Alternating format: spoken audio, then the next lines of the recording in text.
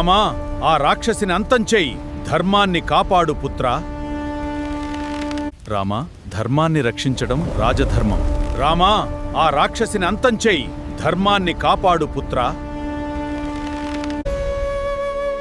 తాటక శిరస్సు ఇక్కడ రాలింది. రాలింది అనే పదమే రేలంగిగా మారింది. సో గాయస్, మనం వచ్చేటప్పటికి ప్రజెంట్ రాలింగ్ ఊర్లో ఉన్న మండలమ్మ గుడి దగ్గరికి వచ్చాం అనమాట.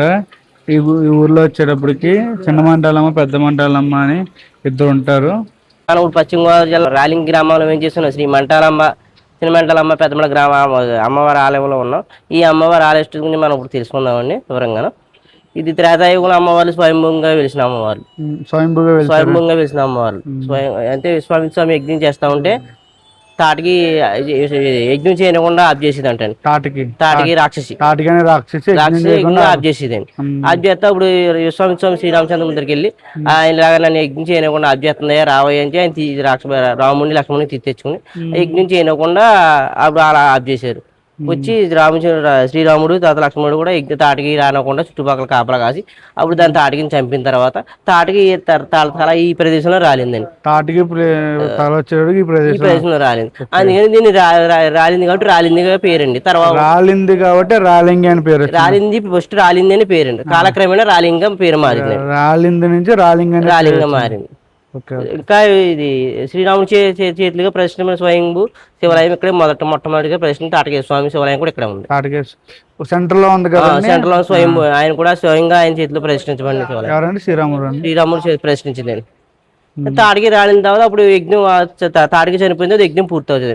యజ్ఞం పూర్తయింది స్వామి చేతులు మంటలోంచి ఇద్దరు అమ్మవార్లు వచ్చి యజ్ఞం చేసిన ప్రతిఫలం స్వామి స్వామికి ఇస్తారు. అమ్మవారి పేరు Jwalamukhi, Jwalamalini.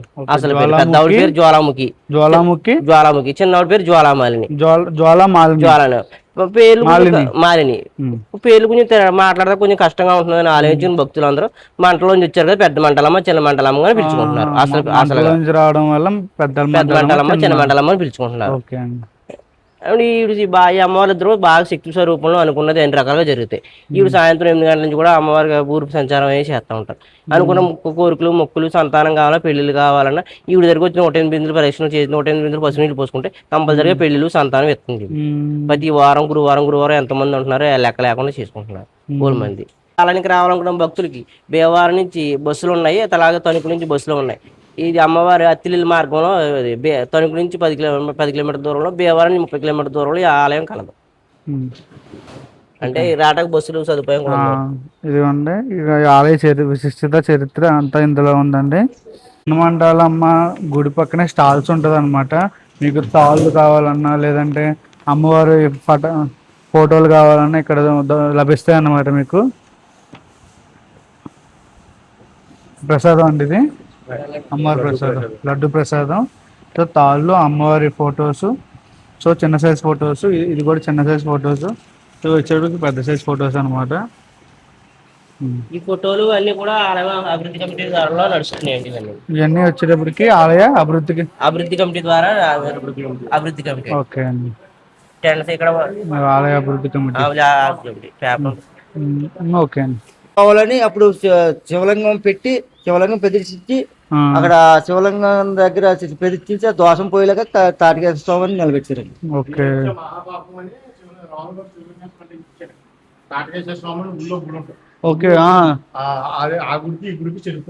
Okay okay okay. రాముడు వారు ఇక్కడ ప్రతిష్ఠించారు. చూసానండి ఊర్లో ఒకసారి. ఇది అయిన తర్వాత అక్కడికి వెళ్తాను. ఈ అమ్మవారు త్రేతాయుగంలో ఈ విశ్వామిత్రమి వాస్తవ నదీ తీరాన్ని వెలిసిన్నారండి. అప్పటి నుంచి కూడా ఇక్కడే స్వయంభూగా వెలిసారు అమ్మవారు. ఆవిడ వచ్చేటప్పటికి మీరు ఎప్పుడైతే గుడి తలుపులు మోస్తారో అప్పటి నుంచి గ్రామ సంచారం చేస్తూ ప్రజలను చూసుకుని కాపలా కాసుకుంటా ఉంటారు. భక్తులందరూ ఎలా ఏంటి అనేది కూడా కాపలా కాసుకుని కూడా ఉంటది ఆవిడ. రాత్రి 8 గంటలకు తెల్లగడ 4 గంటల వరకు గ్రామ సంచారం చేసుకుని తెల్లగడ 4 గంటలకు ఆలయం ఎప్పుడు చేస్తారండి? సంవత్సరంలో ఇవి 2 సార్లు చేసుకుంటారండి. దసరా రోజుని తీసుకెళ్తారండి ఊళ్ళోకి. అంటే ఈ అమ్మవారి ఇక్కడ ఉంటాకే అండి ఇవిడికి ఊళ్ళు బొల్లి ఉంటాకే తీర్థాలు చేసుకోవాలన్నా, సేవలు చేసుకోవాలన్నా పూరుగుడి ఊళ్ళో భక్తులందరూ కలిపి ఊళ్ళో కట్టించుకున్నారు గుడి అండి. పూరుగుడి అని చెప్పేసి ఆవిడకి పేరు. ఆ గుడి కూడా సేవలు చేయించుకుంటారు. తీర్థం మళ్ళీ ఆవిడ తమ్ముడు ఉన్నారు పోతురాజు గుడి, అక్కడ విడిగా తీర్థం చేసుకుంటారండి 2 సార్లు. ఇది దసరా తీసుకెళ్ళి ఒకటి దీపావళి దాకా అక్కడ ఊళ్ళో ఉంటదండి. అప్పుడు సేవలు చేసుకుని మళ్ళీ అమ్మవారు ఇంటింటికి వెళ్ళి ఒడిగట్లు దీపావళి వరకు చేసుకుంటారు. అక్కడ ఉంటారు. తర్వాత మళ్ళీ వచ్చేస్తారండి అమ్మవారు. తీర్థం దీపావళి రోజు ఇక్కడికి వచ్చి పోతులు వేయించుకుని మళ్ళీ లోపల పెట్టేసుకుంటారు. మళ్ళీ సంవత్సరాది ఆదివారం తీసుకెళ్తారండి. ఆదివారం తీసుకెళ్ళండి. అప్పుడు ఫస్ట్ ఒక వారం రోజులు అయిన తర్వాత చిన్న సేవ, మళ్ళీ 10 రోజులు పెద్ద సేవ, తర్వాత చిన్న సేవలో 108 కావులతో సెలవు పోసుకుంటారండి. పెద్ద సేవలు 108 కావులతో సెలమారి పోసుకుంటారు. మళ్ళీ పెద్ద సేవలో కూడా అలాగే 108 కావులతో సెలమారి పోసుకుంటారండి.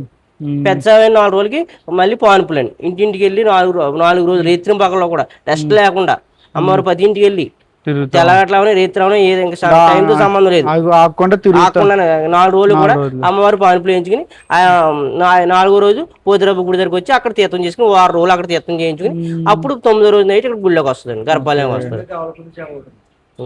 మధ్యలో గవలవారి సేవ అని చెప్పేసి చిన్న సేవ అయిన 2 రోజులకి, చిన్న సేవ 2 రోజులకి తర్వాత పెద్ద సేవ. ఇద్దరు దేవతలు కలిపి చేస్తారు కదండి. కలిపారండి. ఆవిడకంటే ఇక్కడ సోవాలమ్మ అని కూడా ఉన్నది. ఆవిడ ఇక్కడ ఈ పెద్ద మెంటాలమ్మ దగ్గర సోవాలమ్మ అని గ్రామం దగ్గర ఆవిడ కూడా చేస్తారు.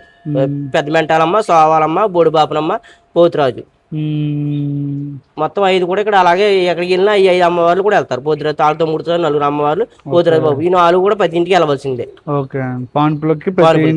వెళ్ళవలసిందే. విడివిడిగా విడిపోవడం గట్రా ఏముండదు, కూడా ఉంటారు ఎప్పుడు కూడా.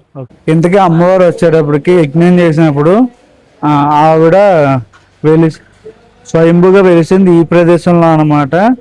సో తర్వాత మీకు యజ్ఞం ఎక్కడ చేశారో చూపిస్తాను.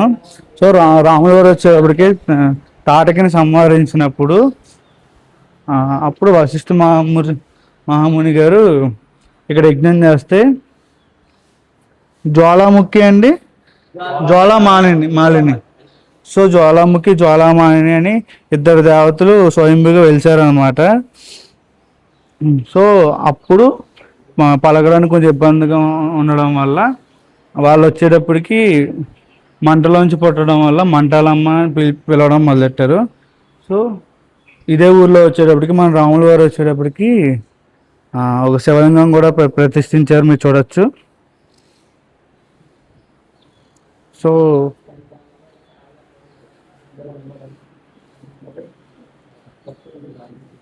మహర్షులు అనమాట వీళ్ళిద్దరు.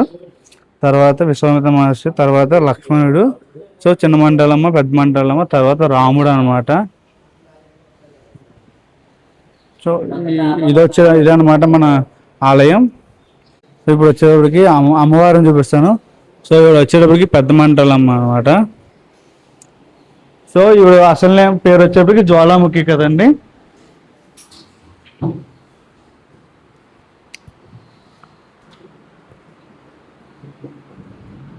మా జగన్మాత శక్తి.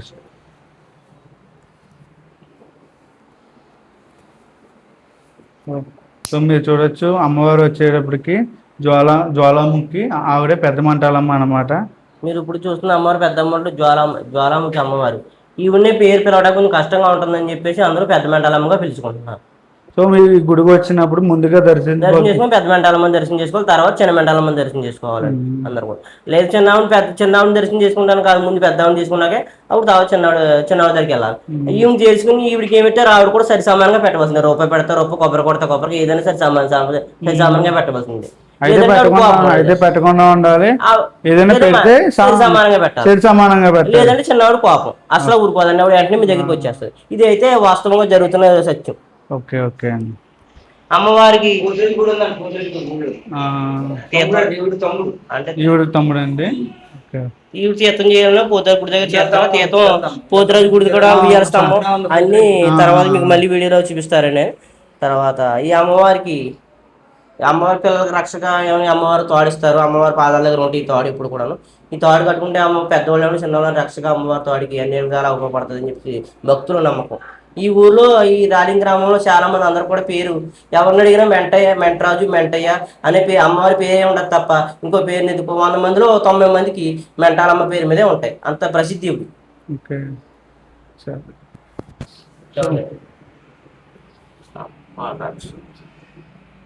బాగా ఫేమస్ అండి తోడు. థ్యాంక్స్ అండి.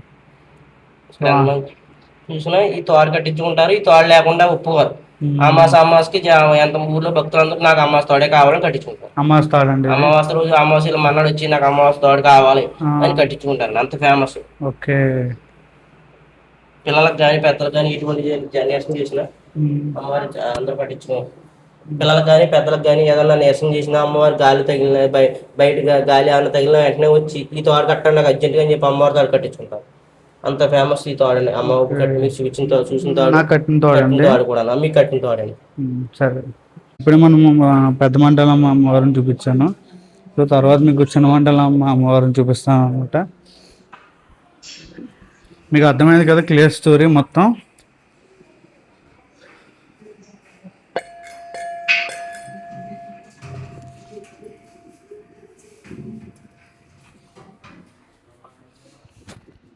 ఈవిడే అనమాట మనం చిన్న మండలమ్మ అమ్మవారు.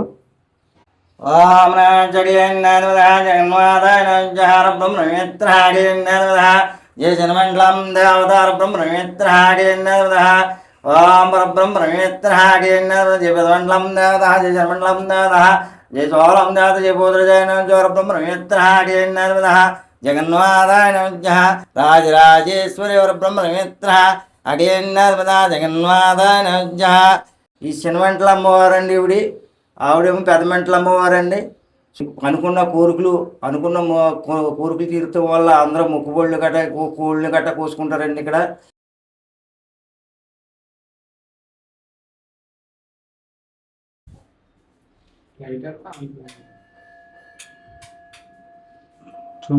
అమ్మవారిని చూడొచ్చు.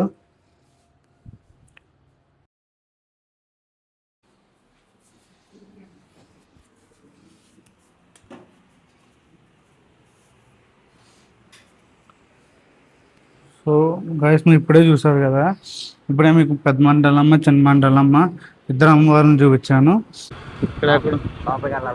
ఏమో ఇక్కడే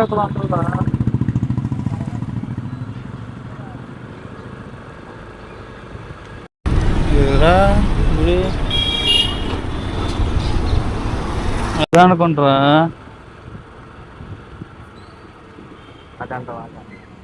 వెంకటేశ్వరం కూడా ఇక పోతురా గుడికి. ఇగో ఉంది కదా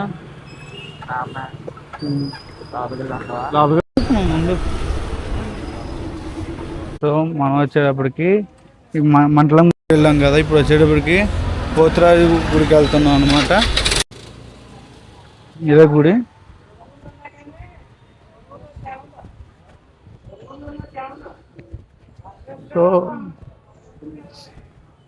సో ఇద్దరు మండలమ్మకు ఒకడే తమ్ముడు, అది పోతురాజు అనమాట. మీకు చూపిస్తున్నాను పోతురాజు స్వామి.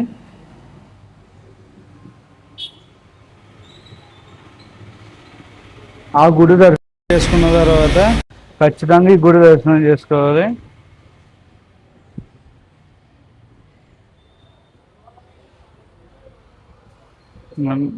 రాలింగ్ సెంటర్లో మొత్తం జనం ఫుల్గా ఉన్నారు. ఈ ఊళ్ళో వచ్చేటప్పటికి చాలా గుళ్ళు ఉన్నాయన్నమాట.